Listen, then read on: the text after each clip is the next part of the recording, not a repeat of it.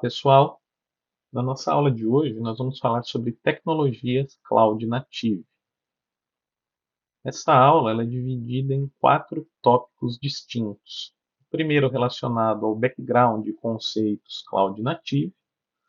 Na sequência, tecnologias de container open source, serviços de container oferecidos pela Huawei Cloud e, por fim, uma visão geral sobre serviços de computação serverless. Inicialmente, o material traz para a gente um cenário de transformação digital, de tecnologia da informação, nível enterprise, onde nós temos 3 fases diferentes, tá certo? A primeira fase é baseada na utilização de servidores, onde nós temos uma tendência centrada aos dispositivos. Em seguida, a fase de cloud, onde nós temos uma centralização voltada aos recursos. E, por fim, uma fase cloud native, onde nós temos uma realidade centrada às aplicações. Então, nesse sentido, nessas 2 primeiras etapas, que a gente discutiu bastante durante esse curso, essa transição da infraestrutura on-services para a infraestrutura em nuvem, nós temos uma realidade aí de automação de recursos.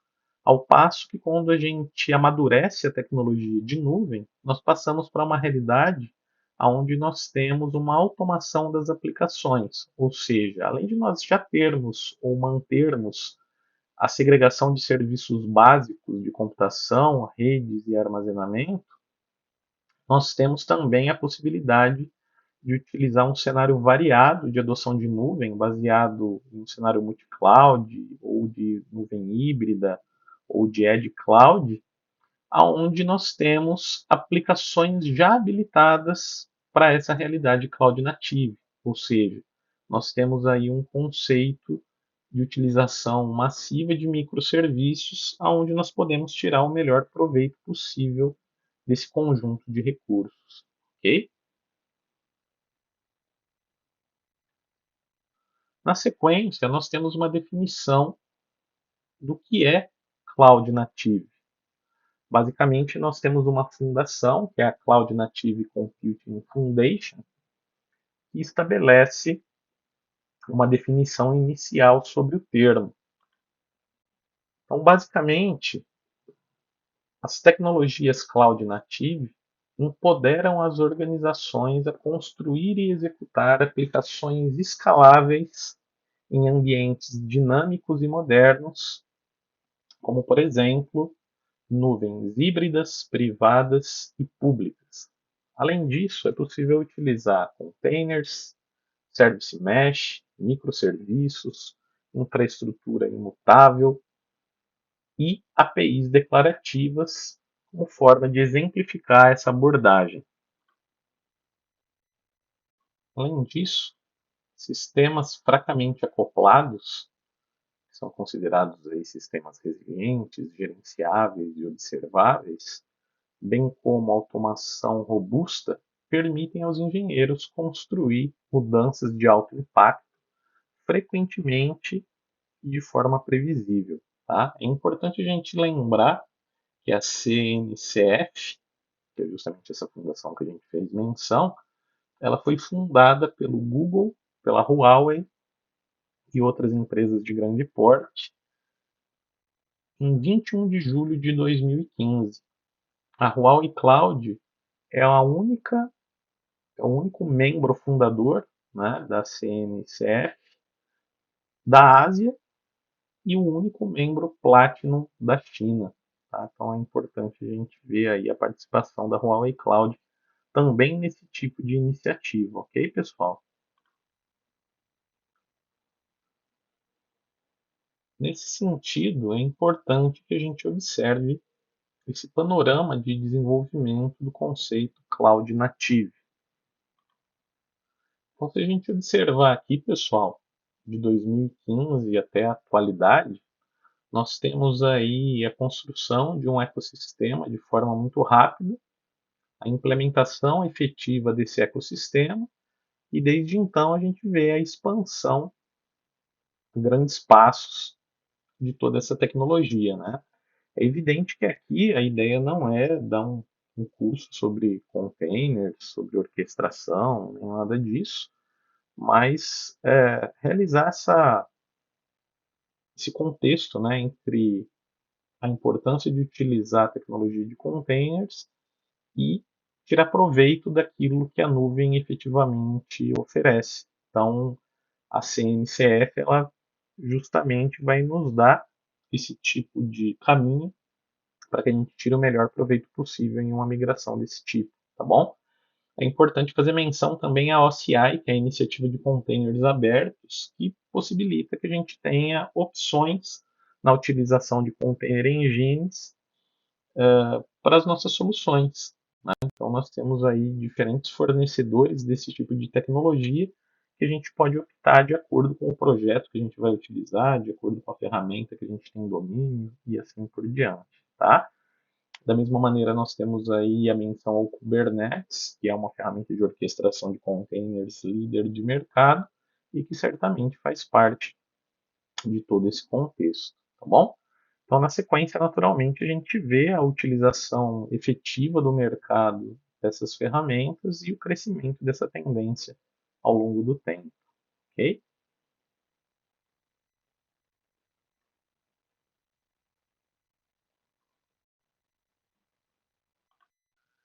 Esse slide ele é muito importante, pessoal, justamente para a gente comparar dois momentos relevantes, que a gente chama de Cloud Native 1.0 e Cloud Native 2.0. Na versão 1.0, nós temos uma tendência aonde os serviços que eventualmente estão disponibilizados na nuvem, eles foram migrados de uma infraestrutura on-premises para o ambiente de nuvem.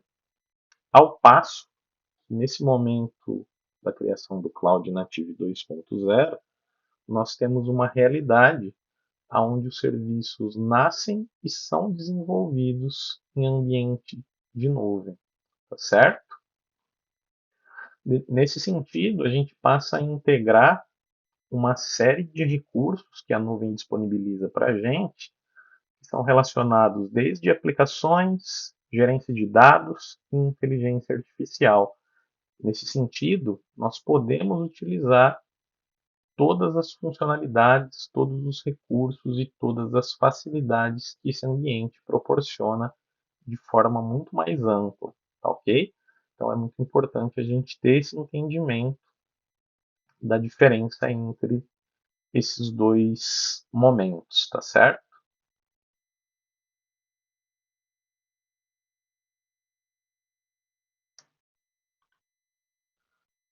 Dessa forma, utilizando esse entendimento que a gente obteve no slide anterior, a gente passa a contar então com recursos eficientes, aplicações ágeis, serviços inteligentes e segurança e confiabilidade, ok?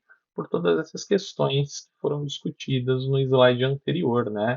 A própria maturidade da tecnologia, dos próprios usuários, da implementação disso em ambiente enterprise, a implementação efetiva de culturas não só DevOps, mas também integrando conceitos de segurança, como e aí criando o DevSecOps, utilização de serviços de inteligência artificial dentro desse contexto, né, dentro de uma série de outras possibilidades.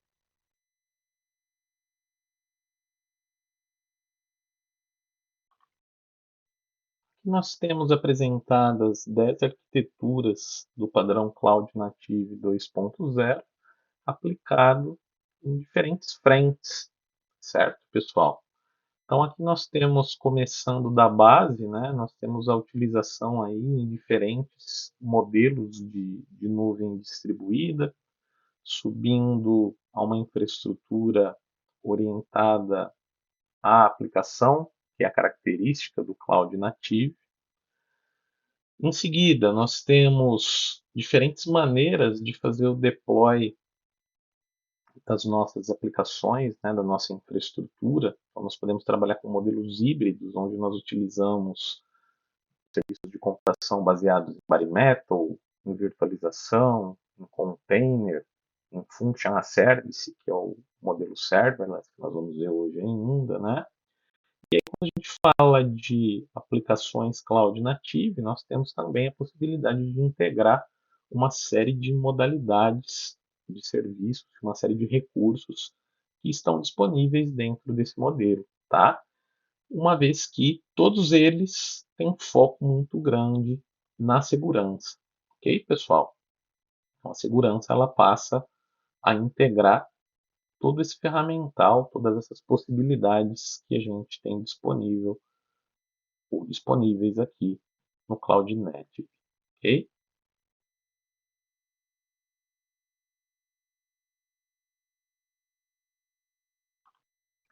Aqui basicamente nós temos a mesma informação do slide anterior, mas de uma maneira mais limpa, né? Onde a gente tem uma estrutura em camadas, mostrando justamente uma pilha, né? Que vai desde o hardware, sistema operacional, recursos básicos, plataforma de aplicação, toda a parte de OEM, o ecossistema de Cloud Native, chegando até o topo, né, que diz respeito aí a operações e manutenção, que basicamente tende a estar concentrado em um portal para gerência desse ecossistema, tá ok?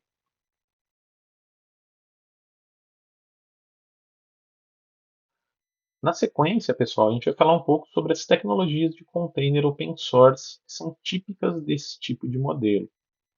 Aqui nós temos um comparativo bastante famoso, né, na literatura, que compara a diferença entre virtualização e containerização de aplicações, tá?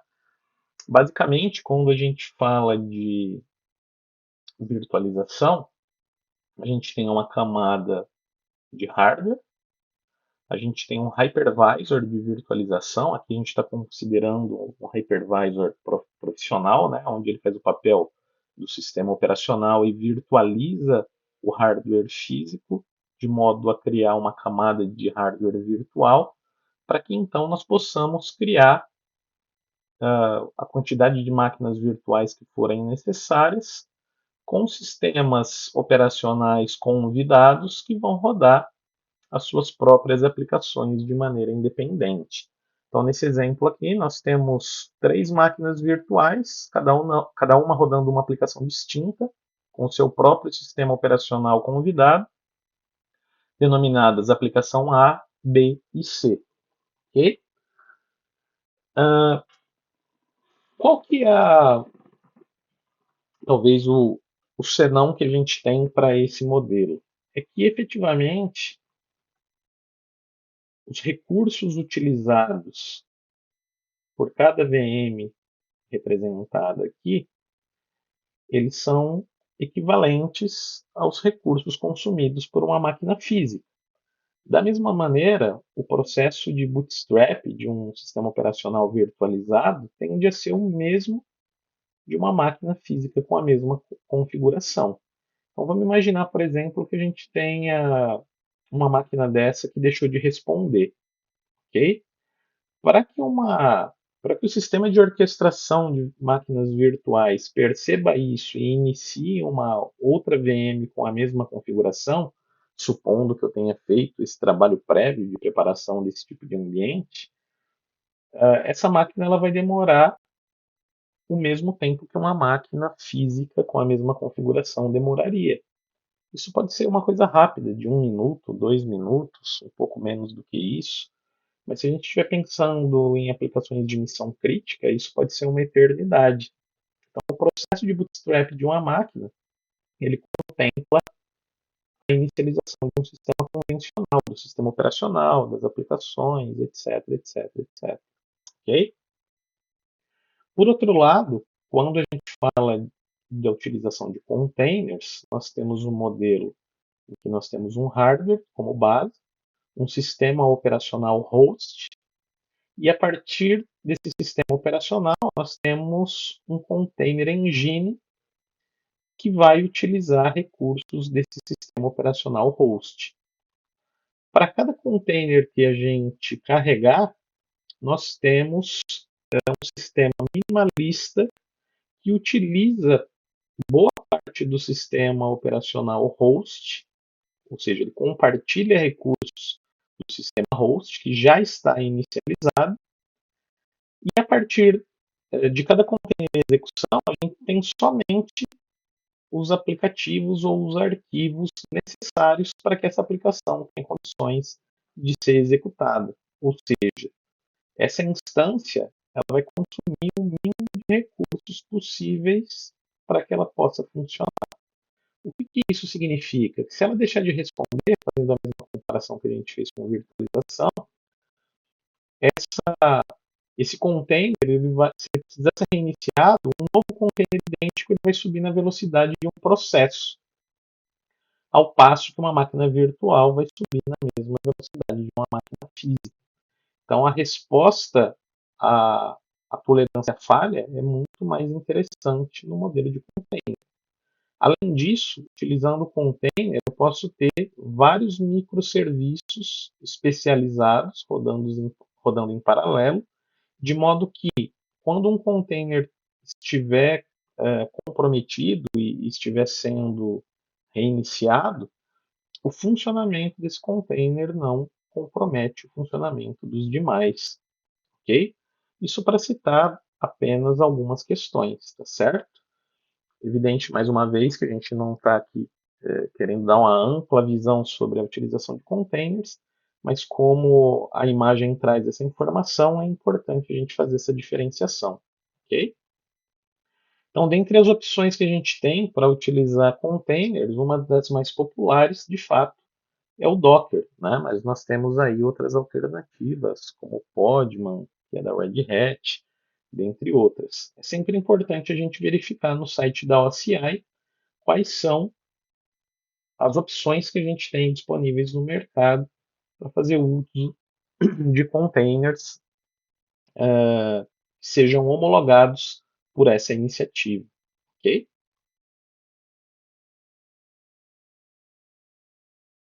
Algumas tecnologias chaves que nós temos dentro da utilização de sistemas de gerenciamento de container são os namespaces, os cgroups e o Union File System, ok?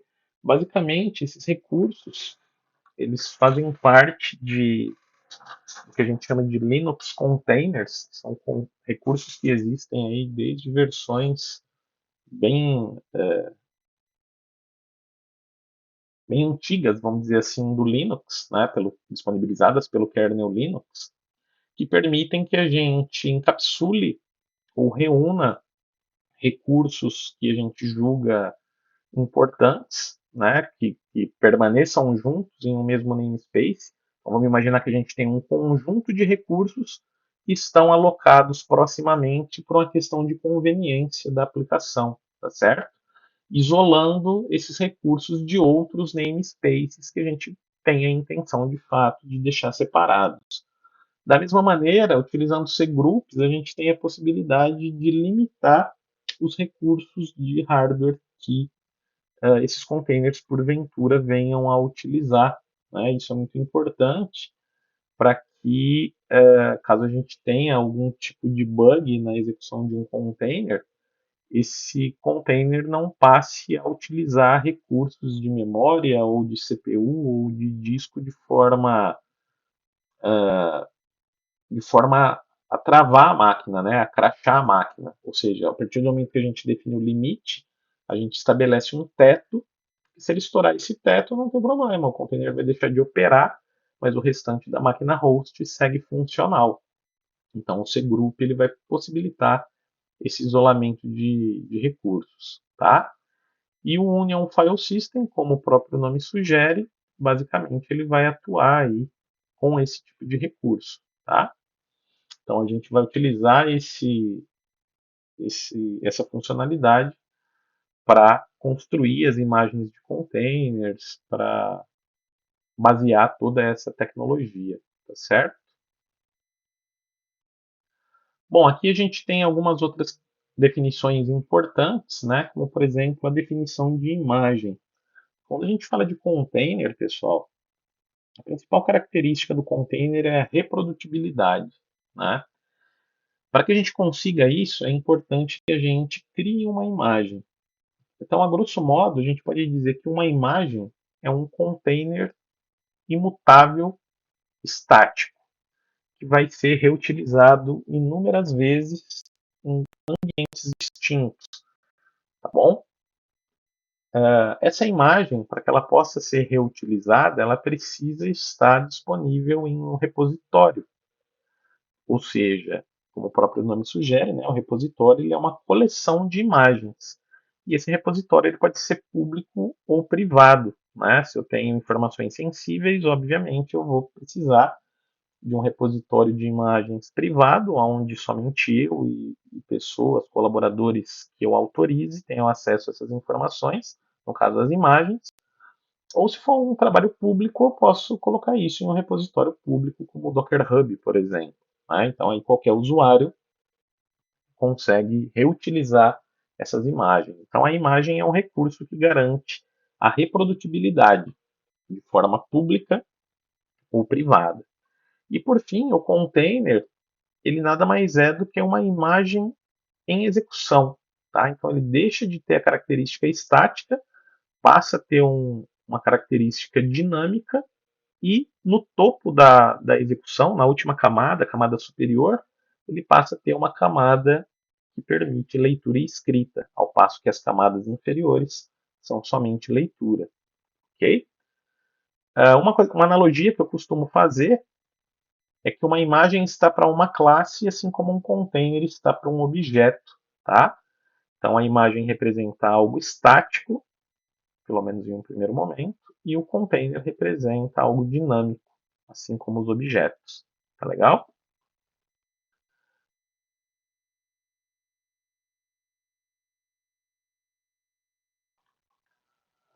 O material traz para a gente também uma variação dos containers tradicionais, chamado de kata containers, que basicamente oferece aí um container runtime considerado seguro, de modo a utilizar máquinas virtuais relativamente leves, que se comportam e performam de forma semelhante aos containers. Ok, pessoal? Mas disponibilizando aí isolamento da nossa carga de trabalho de forma robusta, utilizando virtualização de hardware como uma segunda camada de defesa. Tá? É importante dizer que o Kata Runtime ele funciona com QEMU e KVM, que são produtos de virtualização bastante populares aí no mundo open source, que tornam essas VMs munidas de kata containers, né, de kata runtime, como soluções em conformidade com a iniciativa de containers abertos. Além disso, eles também são capazes de serem executados com Kubernetes, tá certo? Então, a gente consegue criar aí os nossos pods e os nossos containers utilizando essa ferramenta popular de orquestração, ok? Então aqui a gente tem uma topologia, né, de como funciona essa solução. Nós temos aqui o kernel Linux, nós temos uma camada de virtualização, um Linux rodando aqui como sistema guest, e aí a maneira como os containers funcionam especificamente. Né?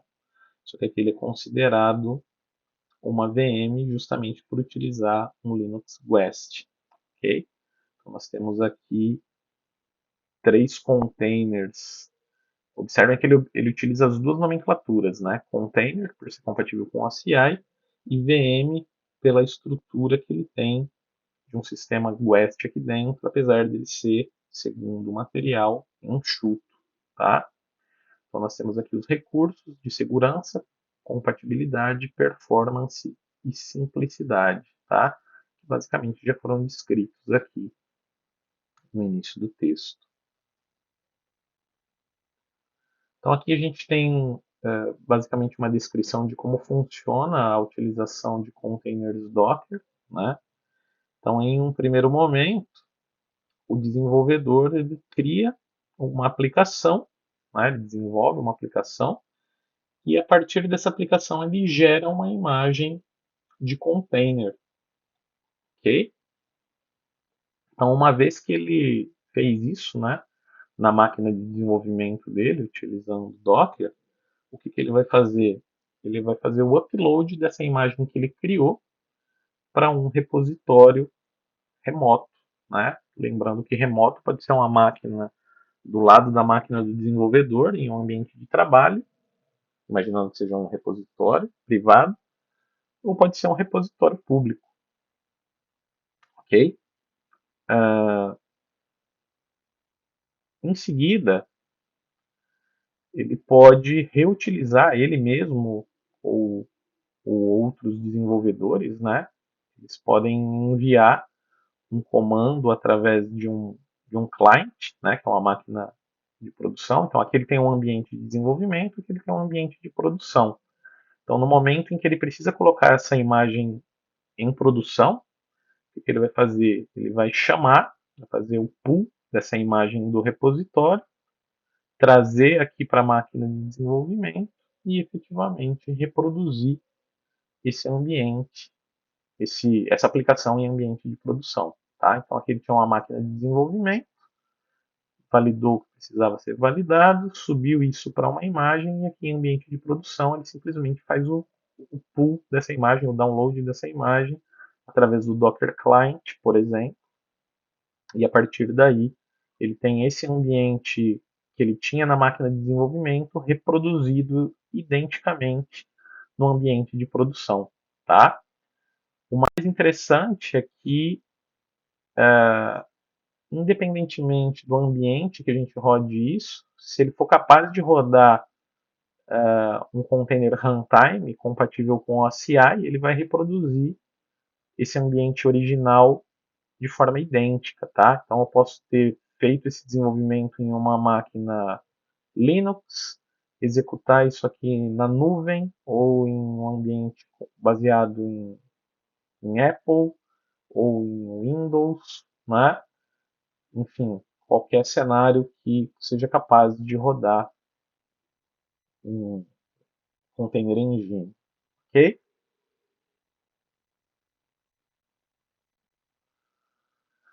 Bem, como eu disse para vocês, o Kubernetes é uma ferramenta open source de orquestração de container, né?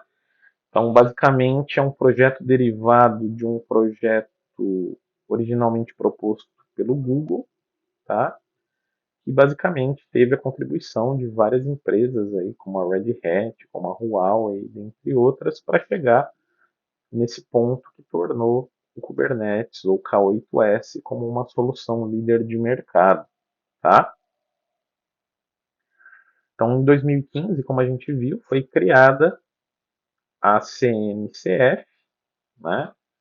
Estabeleceu várias métricas, né? Várias diretrizes aí para consolidar essa iniciativa Cloud Native que utiliza o Kubernetes como uma solução de orquestração de containers, certo? Então nós temos aí resumidamente, né, uma arquitetura masternode, né, onde nós temos no NoMaster basicamente a infraestrutura de administração do Kubernetes. Então nós temos aqui o API Server, que basicamente é um elemento central de conectividade de todos os demais módulos, né? Onde a gente vai gerar uma configuração dinâmica em memória ou em disco, que é o etcd. Nós temos aqui o scheduler e o controller manager, que vão tomar decisões aí administrativas de que vão ser executadas as nossas cargas de trabalho, dentre outras obrigações que não cabem a gente discutir aqui, tá? E os nós que efetivamente vão compor o nosso cluster Kubernetes, eles vão servir justamente para executar as nossas cargas de trabalho.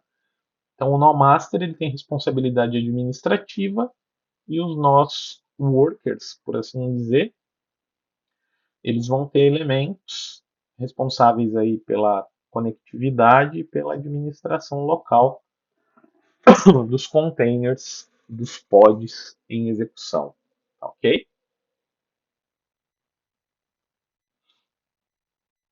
Então aqui basicamente ele vai falar isso que eu já disse no slide passado, né?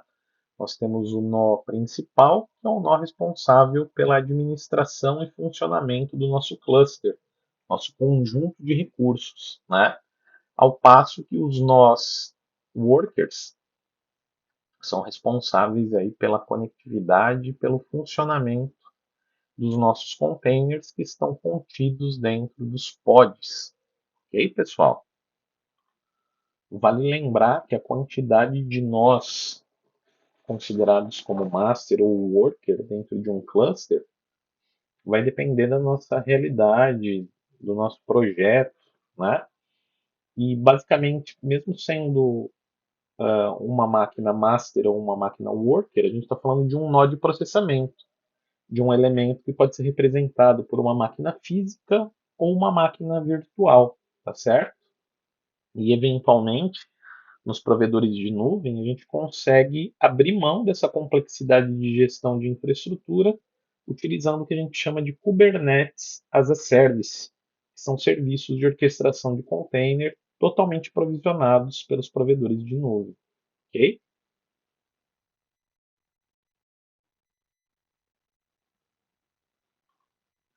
Aqui, rapidamente, pessoal, a gente está verificando o que um nó worker costuma provisionar. Então, nós estamos vendo aqui vários pequenos conjuntos de recursos que a gente denomina como pods. Tá? Observem aqui que a tentativa do slide é usar um código de cores para verificar recursos que são semelhantes. Tá? Então, no contexto do Kubernetes, os pods são unidades mínimas de provisionamento de recursos. Tá? Basicamente, um pod ele pode conter um ou mais containers, a depender da nossa aplicação, tá certo?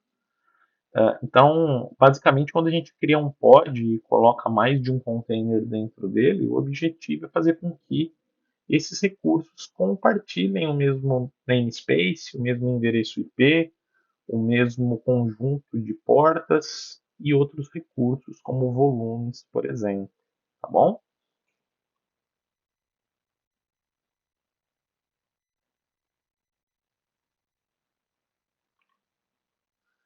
Assim como em ambiente de nuvem, pessoal, quando a gente pensa em um cluster de orquestração de containers, a gente consegue definir aquilo, política que efetivamente a gente quer adotar para a distribuição da nossa aplicação e distribuir os componentes dessa aplicação da maneira que for mais interessante para a nossa realidade.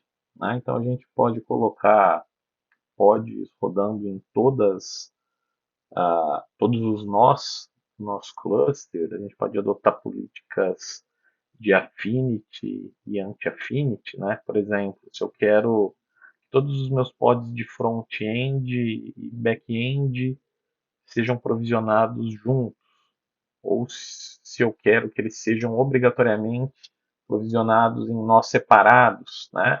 Eu consigo determinar tudo isso e fazer com que esses ajustes sejam aplicados dinamicamente à medida que a minha infraestrutura cresce. Então, se eu tenho inicialmente dois nós que atendem a uma política que eu defini inicialmente, à medida que eu aumento ou diminuo o meu número de nós, essa política continua a ser aplicada de acordo com o crescimento ou diminuição do meu cluster. Tá?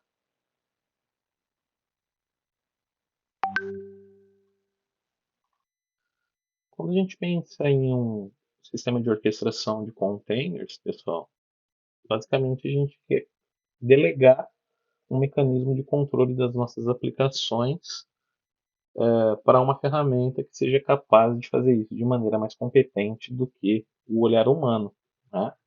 Então, basicamente, quando a gente faz o deploy da nossa aplicação em um ambiente de containers, esse deploy tende a gerar novos objetos, novos recursos, né?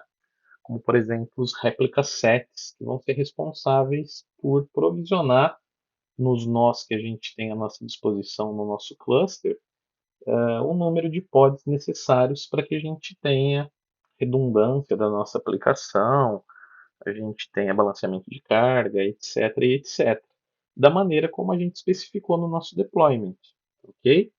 Da mesma maneira, nós temos recursos como os stateful sets, que vão estabelecer padrões de nomenclatura, perdão, para os nossos pods em execução, bem como recursos atrelados a eles, que eventualmente vão permitir que a gente tenha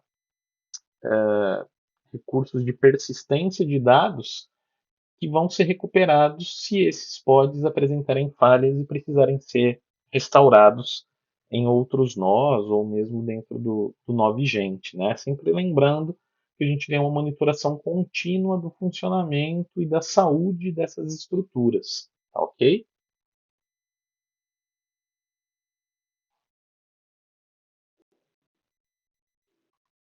Da mesma maneira, nós temos recursos que são responsáveis por armazenar e gerenciar informações sensíveis, como os config maps, por exemplo, né? Então, nós podemos ter aqui ambientes de desenvolvimento, de teste, de produção, cada um aí com os seus dados sensíveis armazenados em uma estrutura de chave de valor e armazenados dentro de componentes que foram criados justamente para lidar com esse tipo de informação sensível, tá ok?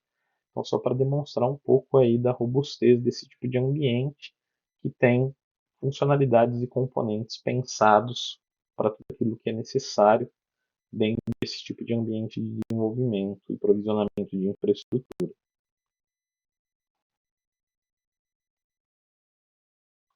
Da mesma maneira, pessoal, nós temos componentes de gerência de recursos de rede, né?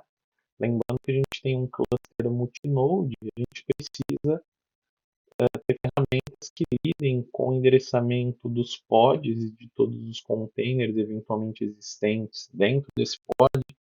Consequentemente, nós temos interfaces de rede virtuais que estão ligadas a dispositivos físicos, né? Como, por exemplo, a interface de rede da máquina. Estou dizendo físico, mas a gente poderia estar falando de uma VM, né? E aí, eventualmente, a gente conta também com bridges que vão permitir que esse endereço da interface física se comunique com as estruturas virtuais atreladas ao Kubernetes, tá? Nos múltiplos nós que eventualmente vão compor o nosso cluster, ok, pessoal? Então, só para a gente ver que a gente tem também uma estrutura de gerência, tanto de estrutura como de endereçamento de rede, e que o programador, o administrador, delega também para a ferramenta de orquestração, ok?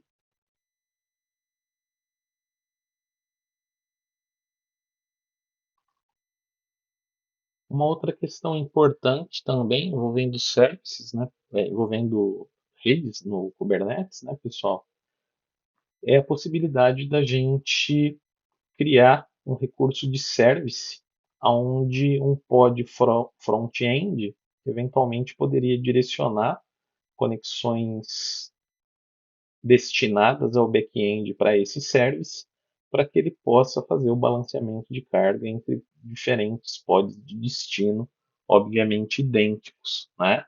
Então, no primeiro momento, quando a gente não usa o service, esses recursos seriam direcionados diretamente para os pods back-end, e aqui a gente tem uma, uma metodologia que permite que a gente faça balanceamento de carga, ok? Sem contar, né, que aqui a gente precisaria de um mapeamento da aplicação, né, do front-end para o back-end, e aqui a gente não precisa ter esse conhecimento prévio no front-end. próprio service vai lidar com essa questão, ok?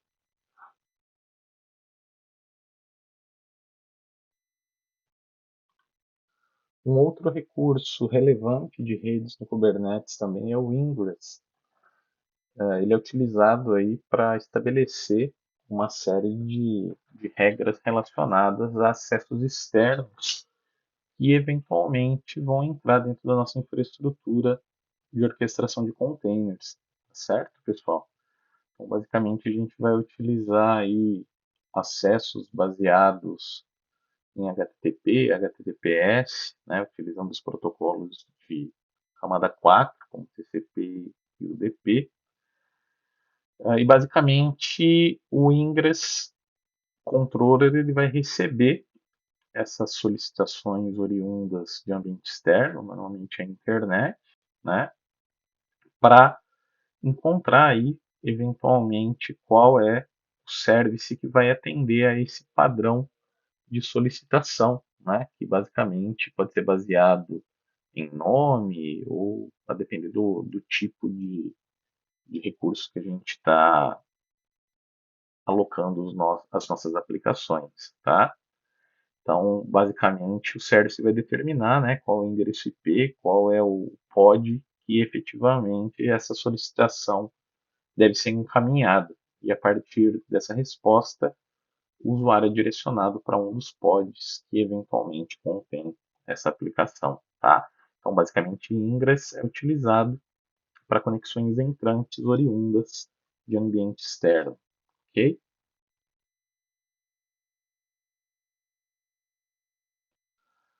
Da mesma maneira, é importante a gente saber que existem recursos para armazenamento persistente, né? Por que é importante a gente dizer isso? Porque quando a gente trabalha com containers, a gente sabe que o armazenamento é efêmero, ou seja, como a gente sabe que todo container ele é somente leitura, a não ser na sua camada de topo, se um container por algum motivo é descartado para que outro possa ser provisionado no seu local, esse novo container nasce conforme descrito na imagem em que ele se baseia, né? Para que ele eventualmente possa utilizar dados que já tenham sido populados no container anterior, a que ele substituiu, obrigatoriamente ele precisa utilizar um recurso de volume que persiste dados entre diferentes containers de mesma natureza, tá? Então, o volume ele tem justamente essa característica, tá? Disponibilizar um recurso de armazenamento persistente para que, no momento em que esteja atrelado ao nosso sistema de armazenamento, né, em ambiente de nuvem ou em ambiente próprio, para que no momento em que o container seja carregado, ele consiga consumir dados mapeados aí para esse armazenamento persistente, de modo que ele consiga reutilizar configurações pré-estabelecidas, tá bom?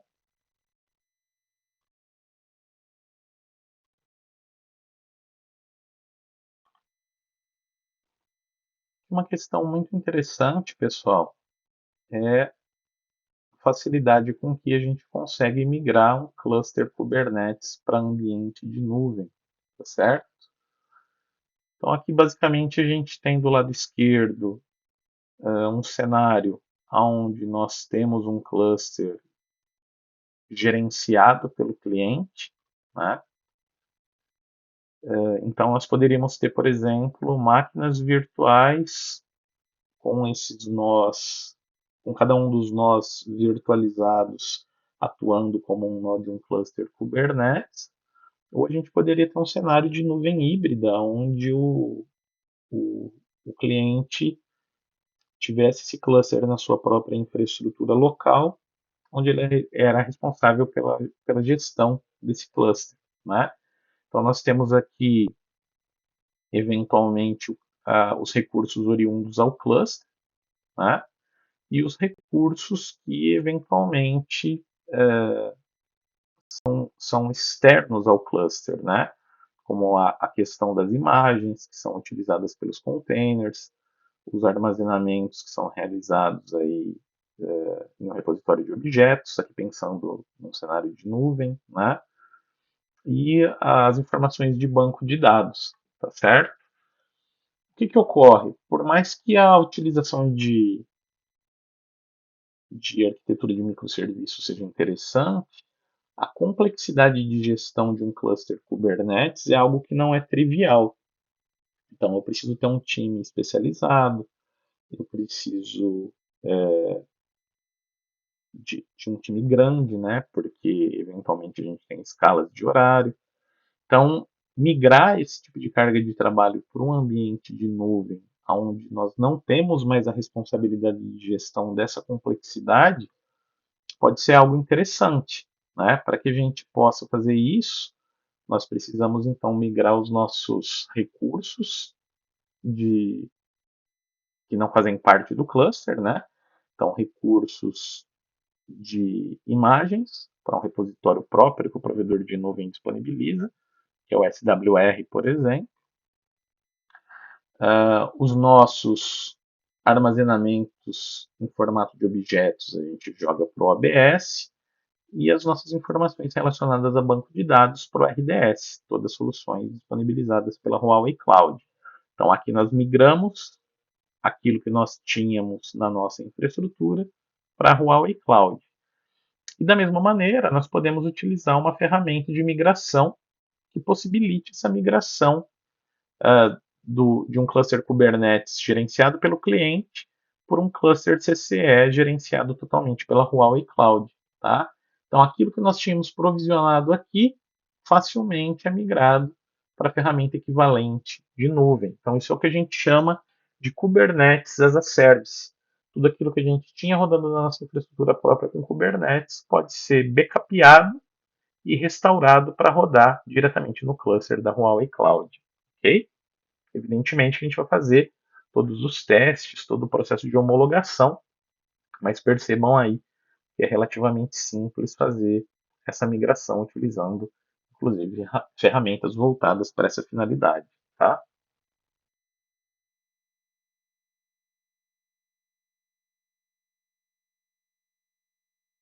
Vamos agora falar sobre serviços de container disponibilizados pela Huawei Cloud.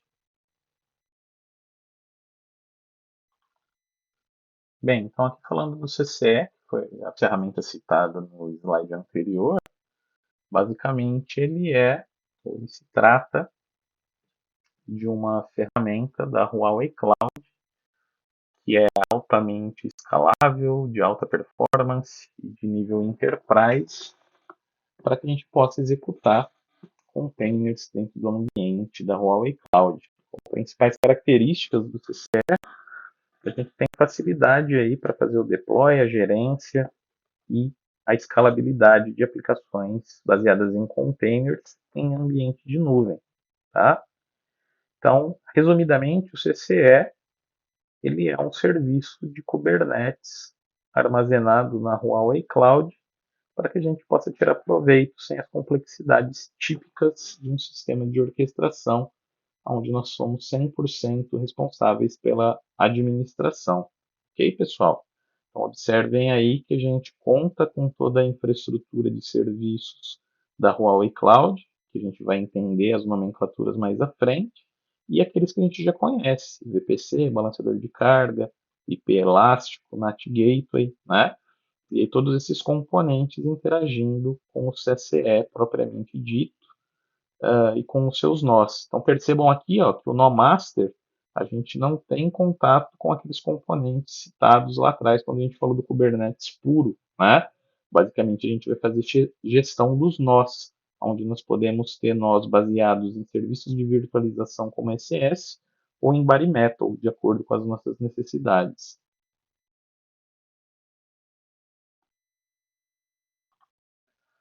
Bem, olhando para essa arquitetura de um cluster CCE, que é o Kubernetes as a Service da Huawei Cloud, a gente consegue visualizar aí vários dos recursos que a ferramenta disponibiliza para a gente, né? Talvez o que é mais importante que a gente precisa ter o entendimento é que tanto essas ferramentas adicionais que são usuais, né, em ambiente Kubernetes, Kubeflow, Prometheus, Vulcano e Virtual Kubelet, todas as demais ferramentas que são core, né, que geralmente são utilizadas aí para administração, governança, orquestração, operações e manutenções, obviamente elas estão disponíveis, mas a gente não precisa lidar com a complexidade delas, né?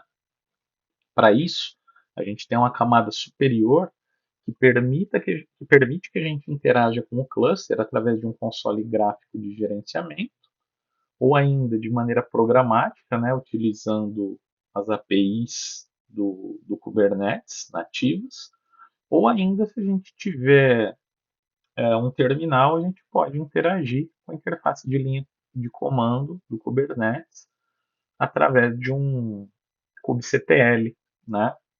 Então, o kubectl é o client do Kubernetes que possibilita que a gente converse com as APIs do Kubernetes através de linha de comando, tá?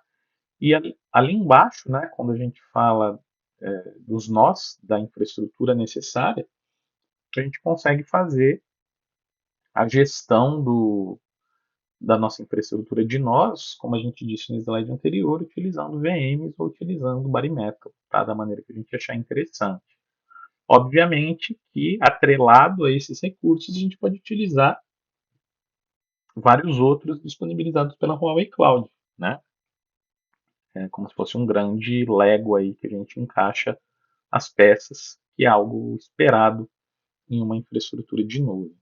Bom,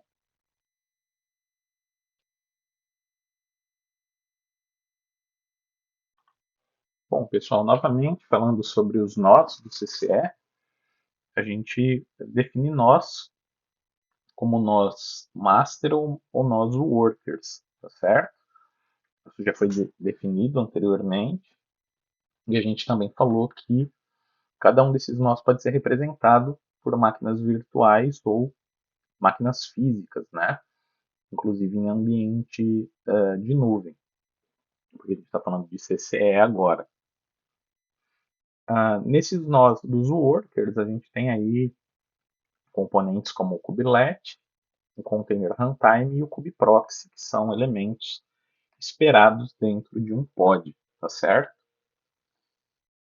Tendo em vista que a gente vai ter vários nós dentro de um cluster CCE, a gente pode criar o que a gente chama de node pool, que basicamente vai permitir que a gente parametrize quais são as características de cada nó que a gente deseja provisionar, né? Então aqui a gente tem vários parâmetros que podem ser estabelecidos em um novo nó, que a gente atrela um node pool justamente para que a gente tenha réplicas ou nós idênticos dentro de um mesmo cluster, tá?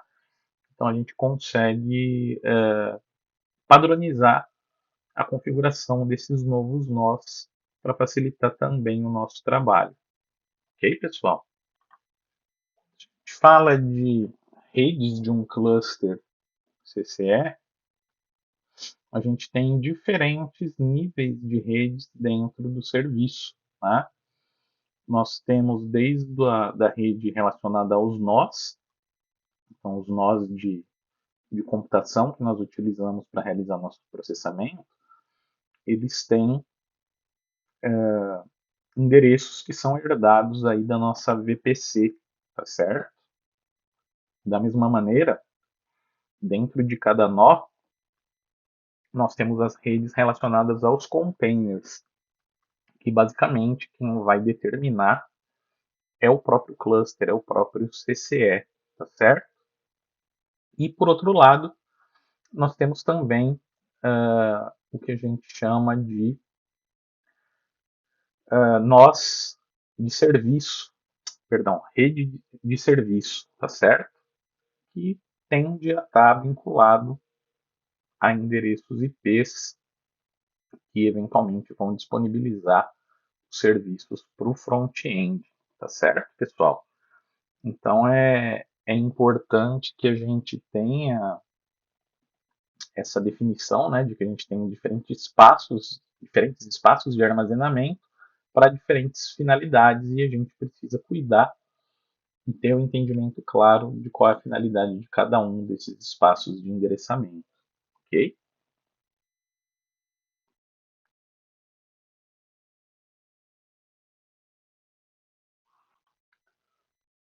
Um outro recurso importante que nós temos à nossa disposição, exclusivamente aí em clusters denominado CCE Turbo, é a possibilidade de utilizar o que a gente chama de Network 2.0 em ambientes cloud native, tá? Esses recursos, pessoal, basicamente eles vão possibilitar que a gente integre de uma forma mais performática recursos aí disponibilizados via VPC, né? Como por exemplo a utilização de roteamento diretamente para os containers, para os endereços dos containers, realizar tarefas de balanceamento de carga, security group e a utilização de endereços IPs elásticos, né? Diretamente entre as VPCs e os recursos dos containers, tá? Então, o ideal é que a gente utilize esse recurso de Network 2.0 para cenários que a gente precise de alta performance e redes de larga escala, tá certo? Lembrando que esses recursos só estão disponíveis em clusters CCE Turbo, ok? Da mesma maneira, quando a gente fala de armazenamento de containers, a gente pode utilizar serviços que vão desde volumes, né? São armazenamento em bloco, armazenamento em arquivo via SFS e SFS Turbo, volumes OBS, snapshots e backups, tá? Então, em cada serviço desse, a gente tem diferentes níveis de, de armazenamento, né? Diferentes finalidades, e para isso ele utiliza um intermediário que é o CSI, ok, pessoal? Lembrando que o CSI é um middleware aí, né, chamado de Container Storage Interface, tá? Então ele permite que o Kubernetes suporte várias classes de armazenamento, tá bom? Então, dessa forma você torna o Kubernetes compatível com serviços de armazenamento da Huawei Cloud, como por exemplo o EVS, o SFS e o OVS, ok? Lembrando novamente, né, que a imagem ela traz aqui os casos de uso mais indicados para cada um dos serviços disponibilizados pela Huawei Cloud, tá?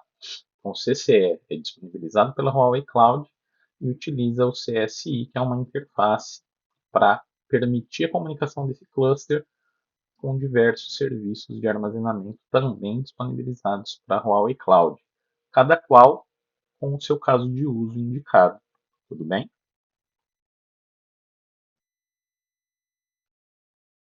Aqui nós temos a comparação entre o CCE convencional do lado direito e o CCE Turbo do lado esquerdo.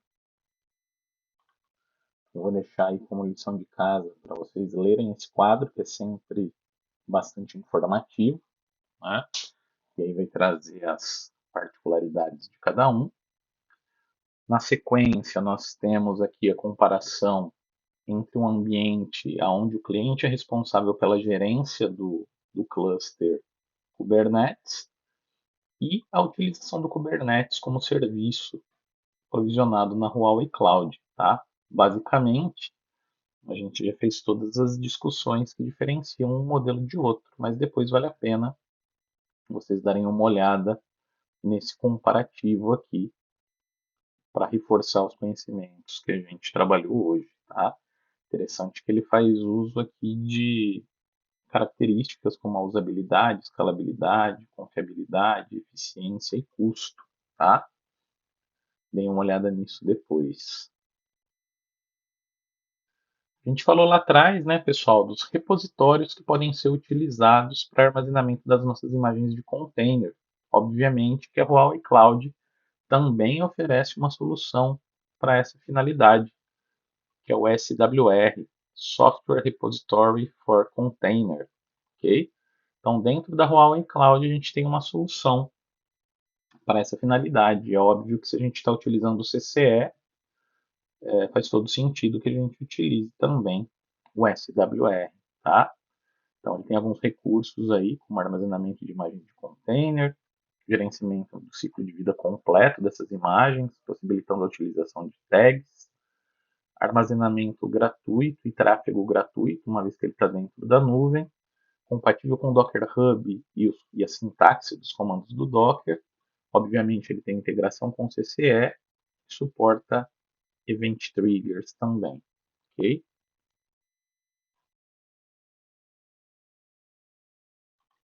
Bom, pessoal, aqui a gente tem alguns cenários onde a gente poderia aplicar a utilização do CCE.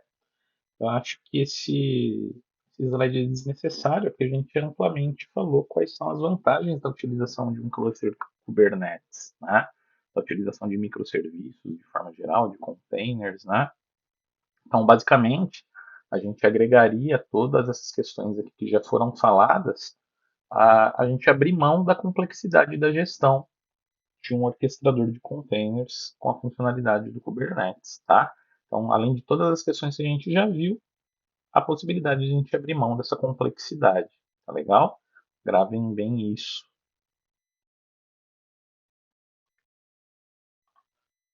Pessoal, ampliando ainda mais essa gama, né, de produtos que a gente tem para a utilização de containers na Huawei Cloud, a gente tem a opção também do CCI, que é o Cloud Container Instance, que basicamente disponibiliza para a gente uma ferramenta serverless de utilização de containers, né?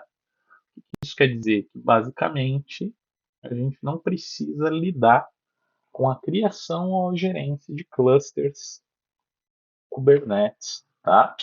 Então, através da utilização dessa ferramenta, a gente pode criar e utilizar fluxos de trabalho via console de gerenciamento, kubectl, né, via CLI, ou diretamente via APIs Kubernetes da nossa aplicação. Tá? Então, isso abstrai totalmente a nossa interação com a infraestrutura. O usuário que vem da internet consome as nossas aplicações diretamente e nós, enquanto utilizadores desse tipo de tecnologia, a gente vai lidar direto com os containers sem a complexidade de gestão dos clusters. Tá? Então, aqui a gente tem a arquitetura. Basicamente, a gente tem a camada superior aqui, de console de gerenciamento, kubectl e utilização de APIs. E basicamente as camadas subjacentes aqui a gente não tem a preocupação de lidar, tá certo?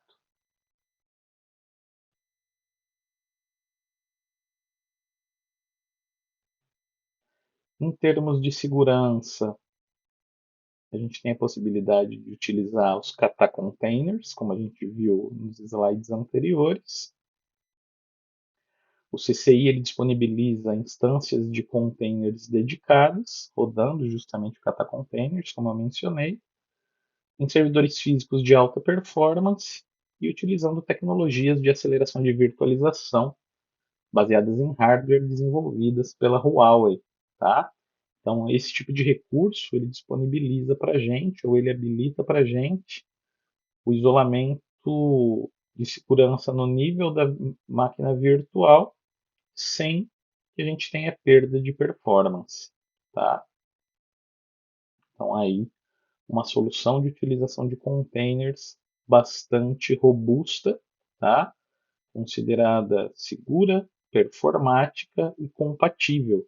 Lembrando que os kata containers são compatíveis com a OCI e com os recursos do Kubernetes especificados pela CRI, ok?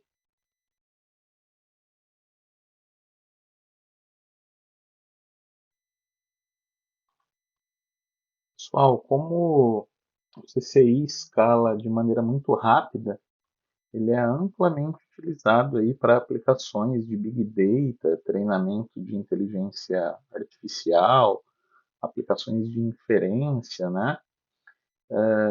E utiliza containers para essa finalidade, né? Então, eventualmente podem ser utilizados aí processamento baseados em GPU ou outras estratégias de hardware aí também bastante performáticas, tá? Assim como a utilização de plataformas de processamento em batch como o Vulcano, por exemplo, tá? Então, é importante dizer aí que é uma solução bastante robusta, utilizadas aí para aplicações de alto nível, certo? E aqui, né, finalmente, nós temos a comparação das responsabilidades e das funcionalidades dos três modelos que foram apresentados aqui: os clusters gerenciados pelos clientes, o, os clusters Kubernetes de nuvem pública, de maneira geral, e o CCI, tá? Então aqui a gente tem a comparação de cada uma das responsabilidades, tá? Então percebam aqui que o cliente usando o CCI ele fica bem mais centrado para o provisionamento das aplicações que dependem dele de fato, né? Desenvolvimento das aplicações, melhor dizendo, ok?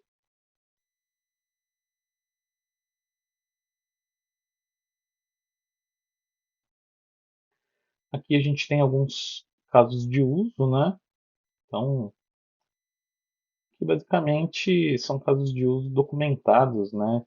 Treinamento de inteligência artificial e inferência, como foi dito, e sequenciamento de genoma, biomedicina, né? Eu acho que aqui as aplicações são inúmeras, né? E a gente tem algumas, mas basicamente para esses casos de uso a gente tem aqui vantagens específicas, tá? Esse é o caso da gente comentar aqui, depois vocês dão uma olhada mais detalhadamente aí, ok? Bem, a gente sabe que quando a gente utiliza soluções baseadas em Kubernetes, basicamente a gente tem a possibilidade de utilizar instruções imperativas via kubectl, por exemplo, através de comandos, né? Ou a gente tem a possibilidade de utilizar a forma mais usual, que é a forma declarativa, aonde nós temos instruções armazenadas em arquivos YAML ou JSON, né? Normalmente YAML. Então a gente tende a ter templates que a gente personaliza, armazena nesses arquivos e coloca no nosso Kubernetes para que ele possa gerar, portanto, os nossos recursos dentro desse cluster, né? Então a Huawei Cloud ele tem uma ferramenta chamada Application Orchestration Service, ou AOS, que possibilita que a gente faça o upload dos nossos templates para a ferramenta e uma vez executados nesse ambiente, ele vai criar aí as stacks, né, as pilhas de infraestrutura dentro do cluster Kubernetes provisionado pela Huawei Cloud, tá? Uma ferramenta aí bastante interessante para que a gente consiga usar os nossos templates em um cluster gerenciado pela Huawei Cloud, tá bom?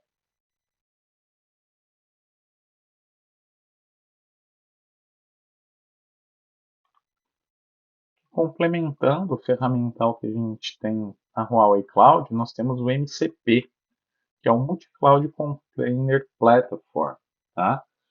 Então, basicamente, é uma ferramenta disponibilizada pela Huawei Cloud, na sua ampla experiência aí, para que a gente consiga criar soluções em nuvem voltadas a cenários multi-cloud ou de nuvem híbrida, né? Então, a gente consegue criar os nossos clusters e, obviamente, fazer o deploy e a distribuição de tráfego em cenários com essas características, né? Entre diferentes clusters. Então, aqui a gente tem um exemplo de clusters provisionados aí em diferentes regiões da Huawei Cloud, mas eventualmente a gente poderia estar utilizando aí cenários de nuvem híbrida, onde esses clusters poderiam estar na infraestrutura do cliente, ou até mesmo em outros provedores de nuvem. E o MCP ele vai ajudar justamente a gente lidar com esse tipo de cenário, com esse tipo de situação. Tá ok, pessoal?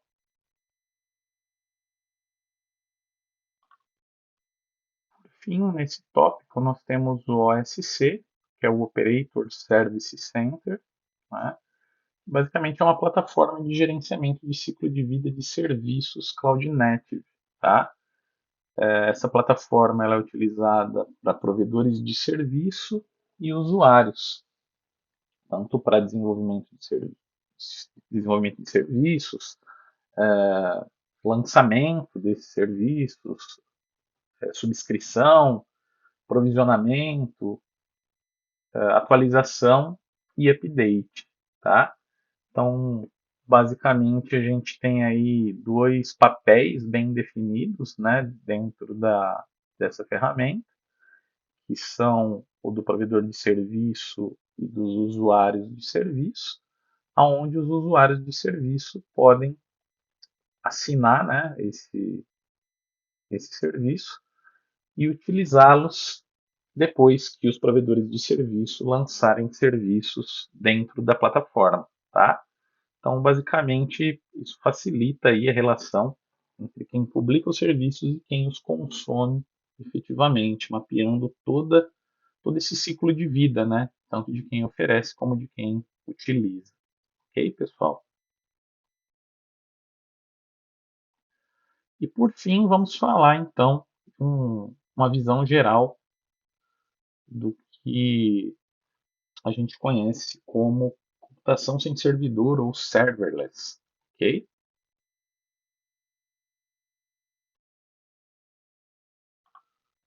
Bom, quando a gente fala de serverless, né, pessoal, basicamente a gente está falando de algo que permite que a gente utilize serviços de processamento sem ter necessariamente que fazer a gestão de um modelo de servidor 24/7, né? Dessa maneira, a gente consegue fazer o deploy de funções, de códigos, né? Que vão ser executados sob demanda, tá certo? Então, por vezes, esse tipo de computação recebe a nomenclatura aí de function as service, ou até mesmo de back-end as a service, né? A depender de quem disponibiliza esses recursos, tá? Então a gente já viu qual é a funcionalidade desse modelo lá nos serviços de computação, né? Mas basicamente, principalmente quando a gente fala de FAS, né, que é Function as Service, a gente vai deixar provisionadas funções em linguagens de programação específicas que vão ser executadas mediante a ocorrência de determinado evento, né, sob determinado gatilho, tá? Então vamos lá. Então, por que então utilizar serverless, né? É uma metodologia rápida, simples e que tem um custo muito interessante, né? Sempre mantendo aqueles pilares que são importantes e que a gente viu lá desde da primeira aula, né? Então, dentro da Huawei Cloud, o serviço utilizado para essa finalidade é o Function Graph, como a gente já viu na aula de computação. Tá? Então, aqui basicamente a gente não tem novidade. O que a gente sabe é que a gente utiliza o Function Graph. Então, aqui a gente tem o ciclo de vida, né, desse tipo de serviço, dentro de uma pipeline, né, CI/CD, enfim, utilizando aqui o Function Graph.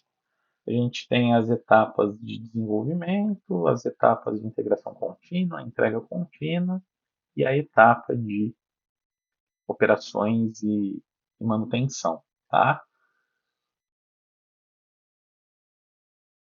Então aqui a gente tem alguns plugins que podem ser utilizados, né, em ferramentas de desenvolvimento para integração com o Function Graph. Então a gente tem ferramentas populares aí, como o VS Code, que é off-cloud, uma ferramenta fora da nuvem, ou o Cloud IDE, que funciona dentro da nuvem, tá? Com as particularidades de cada uma.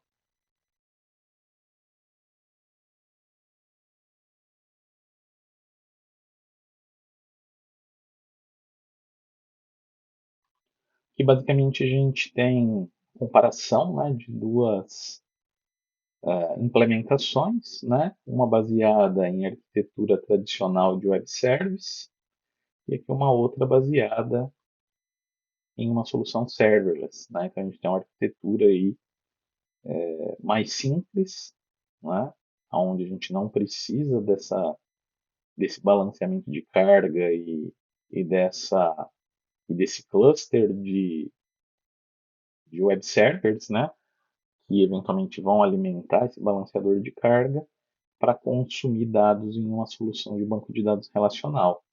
Aqui, basicamente, a gente tem essa complexidade, por assim dizer, toda embutida no Function Graph, que tem a sua execução orientada a eventos, né?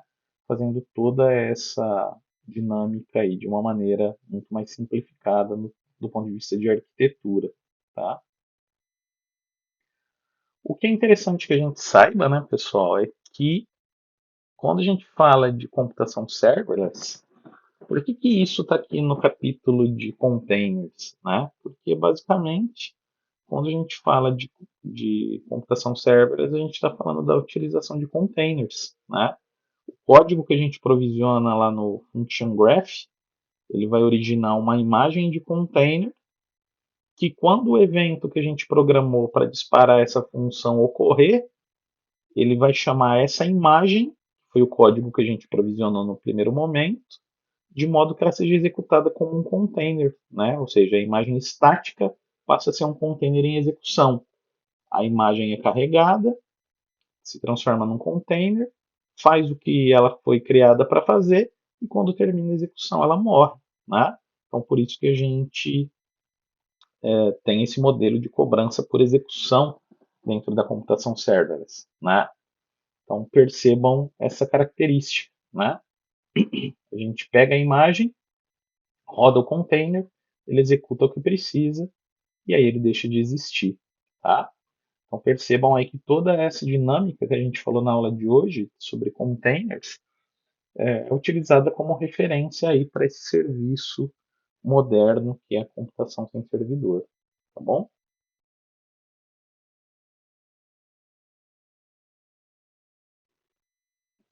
E aqui a gente tem, obviamente, uma explicação novamente sobre quando a gente pode utilizar esse tipo de modelo de computação, né?